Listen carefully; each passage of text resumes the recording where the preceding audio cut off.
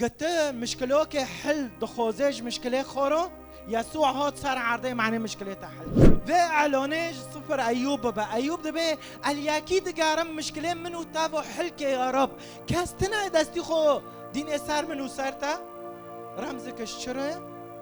الصليب رو عهد القديم جي پیمانه كافن جي دحر صفر كي ألا موت كي بيچه خده ببينه بيچه يسوع ببينه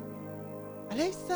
حكيما يضع يده على كلينا دورتين مشكلة تادو خوبتاني ما بين أيوب قاري أيوب خوست أيوب بونكر أيوب دبي يا رب از دخوزم عجبه مشكلة خلاصهم شو اللي أكيد قارم دستي خودين سر مع حردكم فهرو يسوع المسيح دستي خو كري دستي خوده خوكم مشكلة تاية مشكلة وية مشكلة كي أنزونم بس هرو بيسوع رب بدستي خودين سر منجي أيوب دبي اللي أكيد قارم مشكلة محلكة أيوب نا شريعة خوندي نا چيه مكتبة لاهود نا كتاب خوندي نكو يك دورت دبي أيوب مسلمان بي يا أيوب نظام چه بي قايشي خو بيتنا أيوب عهد جديد خونده بي أيوب لخوده دقاري اعلان بيجيرو اللي يسوع دقارم الخوده دقارم المشكلة خود دقارم هروك مشكلة كهنة دستي خوروكن اجي انا مادي واجتماعي وظرفي نا وناخوشه مشكلتها حل نوبة إلا كتبون يسوع كي أيوب دفردو دبيتشا نس روح الله ونسمة العلي أحيتني شين ده حياتك عجاربة مدى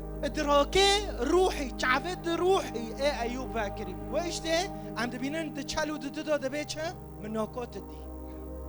نوكومت دي